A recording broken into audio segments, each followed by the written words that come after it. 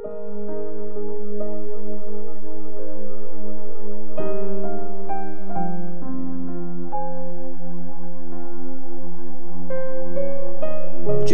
chapter 51. Ang dagdag na parusa sa Babylonia.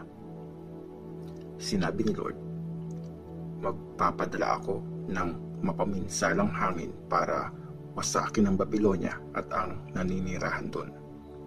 Magpapadala ako sa Babylonia ng mga foreigners na wawasak dito gaya ng isang malakas na hangin tumatangay sa ipa. Pagdating ng taktong araw, sasalakay sila mula sa lahat ng direksyon at uubusin nila ang lahat ng laman ng lupain niya. Huwag niyong hayaang hatakin ng tagapana ang pana niya at huwag hayaang maisuot ng sundalo ang kanyang armor. Patayin niyo lahat ng binata. Ubusin niyo ang buong army niya. Pabayaan niyo silang bumaksak na sugatan sa gitna ng mga kalsada ng Babylonia. Ako si Lord, ang Diyos na makapangyarihan sa lahat. Hindi ko tuluyang pinabayaan ang Israel at ang Juda. Kahit na puno na ng kasalanan ang lupain nila laban sa banal na Diyos ng Israel. Takasan niyo na ang Babylonia. Iligtas niyo ang mga sarili niyo.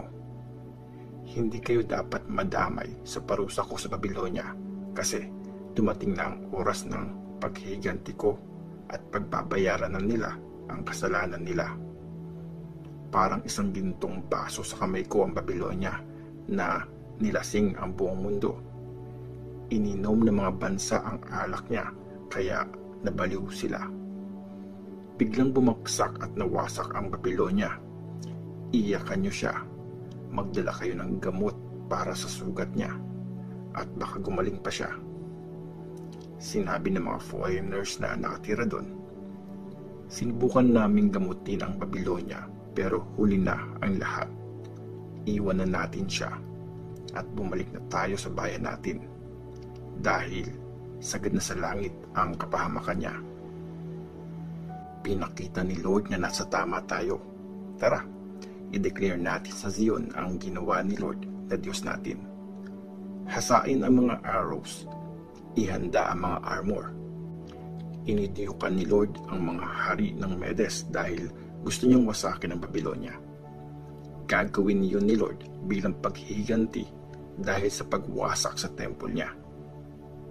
Magbigay ng signal para gibain ang pader ng Babylon. Higpitan niyo ang pagbabantay. Mag-assign kayo ng mga bantay at maghanda sa biglang pagsalakay dahil ginawa ni Lord ang plano niya laban sa mga taga-Babylonia. Kayong mga taga-Babylonia na naninirahan sa tabi ng maraming ilog at sagana sa kayamanan, dumating na ang katapusan nyo. Mamamatay na kayo. Sumumpa sa ngalan niya si Lord na makapangyarihan sa lahat. Sinabi niya, siguradong magpapadala ako sa inyo ng maraming sundalo na sindami ng mga locust at isisigaw nila ng malakas ang tagumpay laban sa inyo. Kanta ng papuri sa Diyos. Si Lord ang nag-create ng mundo gamit ang power niya. Na-establish ang mundo gamit ang wisdom niya at nilatag niya ang kalangitan ayon sa kanyang katalinuhan. Sa dagundong ng boses niya, umuugong ang tubig sa kalangitan. Siya ang dahilan kung paanong tumataas ang mga ulap mula sa dulo ng kalupaan. Pinakikislap niya ang kidlat sa ulan at pinalalabas niya ang hangin mula sa kanyang taguan. Mangmang ang bawat tao at walang nalalaman. Ipinapahiya ang bawat panday ng ginawa niyang Diyos-Diyosan kasi peke ito at walang buhay. Walang kwenta ang mga ito, gawa ng kahibangan. Mawawasak ang mga ito sa oras ng kaparusahan. Hindi ganito ang Diyos ni Jacob kasi siya ang nag-create ng lahat ng bagay at ang Israel ang pinili niyang bayan. Lord na mapangyarihan sa lahat ang pangalan niya. Ang martilyo ni Lord. Sinabi ni Lord, "Ikaw, Babilonia, ang martilyo ko at armas na panlaban. Ginamit kita para durugin ang mga bansa, para wasakin ang mga kaharian, para patumbahin ang mga kabayo at mga sakay nito, pati ang mga nakakarwaheng sundalo.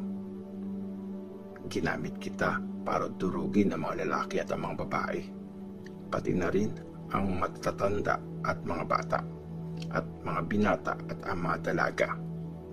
Ginamit kita para durugin ang mga shepherds at ang mga alaga nila, ang mga magsasaka at ang mga kasama niyang alagang hayop, ang mga governors at ang mga officials." Ang parusa sa Babilonia. Sinabi ni Lord, "Pagbabayarin ko ang Babilonia at ang lahat ng taga roon dahil sa mga kasamaang ginawa nila sa Sion. Galit ako sa Babilonia, para kang bundok na sumisira sa buong mundo. Ako mismo ang magpaparusa sa iyo. Papagulungin kita sa bangin at susunugin kita gaya ng isang bundok. Walang makukuhang bato sa iyo para gawing pundasyon. Instead, mananatili kang wasak. Akong si Lord ang nagsabi nito. Maglagay kayo ng flag bilang signal sa buong lupain. Hipan nyo ang trumpet para marinig ng mga bansa. I-ready nyo ang mga bansa para girahin ang Babilonia. Tawagin nyo laban sa kanya ang mga kaharian ng Ararat, Mini at Ashkenaz. Pumili kayo ng isang official para manguna sa pagsalakay at magpadala kayo ng mga kabayo na sindamin ng mga locust. I-ready sa paglaban sa kanya ang mga bansa, ang mga hari ng media, pati ang mga governors at lahat ng mga officials nila at ang bawat lupain na sasakop nila. Nanginginig at namimilipit sa sakit ang lupain dahil di mapipigilan ang plano ko sa Babilonia.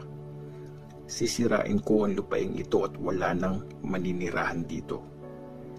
Di na lumalaban ang mga sundalo ng Babilonia at di na umalis sa kanilang kuta. Nanghihina na ang loob nila na parang mga babae. Sinunog na ang mga bahay nila at nawasak na ang mga pintuan. Nagkakasalubong sa pagtakbo ang mga intusan para ipasa sa kapwa messenger ang balita. Sasabihin nila sa hari ng Babilonia na nasakop na ang buong city niya. Naagaw ang mga tawiran sa mga ilog. Sinunog ang mga kuta at nagpanik ang mga sundalo. Parang isang giikang tinapakan ng Babilonia. Konting panahon na lang at darating na ang oras ng pag-harvest sa kanya. Akong si Lord na makapangyarihan sa lahat, ang Diyos ng Israel, ang nagsabi nito. Nilamon ng hari ng Babilonia ang Jerusalem. Tinurog niya ang city at ginawang parang lalagyan na walang laman. Para siyang monster na nilunok ang city. Nagpakabusog siya sa masasarap na pagkain at tinapo niya ang di niya nagustuhan. Ganito ang sasabihin ng mga taga-Zion. Pagbayarin ang Babilonia sa karahasang ginawa niya sa amin. Sasabihin ng mga taga-Jerusalem, pagbayarin ang mga taga-Babilonia sa karahasang ginawa niya sa amin. Tutulungan ni Lord ang Israel. Kaya sinabi ni Lord sa mga taga-Jerusalem, ipaglalaban ko kayo at ipaghihiganti. Patutuyuin ko ang dagat ng Babilonia at ang tubig sa kanyang batis. Magiging malaking tambakan ang Babilonia. Gagawin ko itong pugad ng mga asong gubat na kakatakutan at lalaitin. Wala na rin maninirahan doon. Uungol sila at mag-iingay na parang mga batang layon. Habang gutom na gutom sila, ipagpe-prepare ko sila ng handaan. Lalasingin ko sila hanggang mawalan sila ng malay. Tapos, makakatulog sila ng mahimbing at hindi na magkikising. Dadalhin ko sila sa katayan na para mga batang tupa. mga lalaking tupa at mga kambing. Akong si Lord ang nagsabi nito.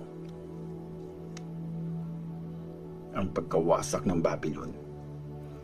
Ganito ang sinabi ni Lord tungkol sa Babylon. Nasakop na ang city na pinupuri ng buong mundo. Sa paningin ng mga bansa, nakakatakot tingnan ang nangyari sa Babylon. Tumaas ang tubig ng dagat at natabunan na ang Babylon ng mga galit na alon. Kinatakutan ang mga cities niya. Natuyo ang lupain at naging desert. Isang lupaing walang naninirahan at ayaw man lang daanan. Paparusahan ko si Bel, ang Diyos-Diyosa ng Babylonia. Ipapaluwa ko ang lahat ng nilunok niya. Di na siya pupuntahan ng mga bansa. Bumagsak na ang pader ng Babylon. Umalis na kayo dyan, bayan ko.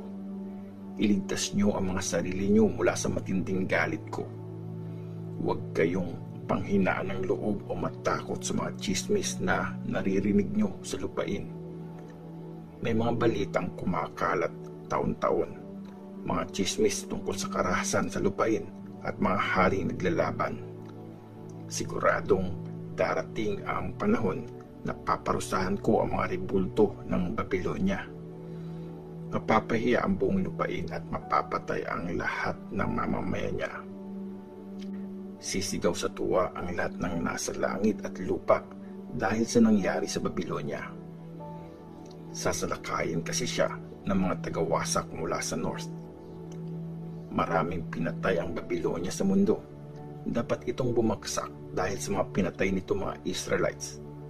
Akong si Lord ang nagsabi nito. Ang message ng Diyos para sa mga Israelites sa Babylonia. Sinabi ni Lord sa mga Israelites na bihag sa Babylonia, kayong mga nakaligtas sa kamatayan, magpatuloy kayo at huwag titigil.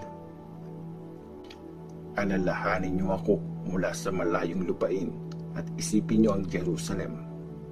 At sabihin niyo, napahiya kami dahil nakarinig kami ng pang-iinsulto.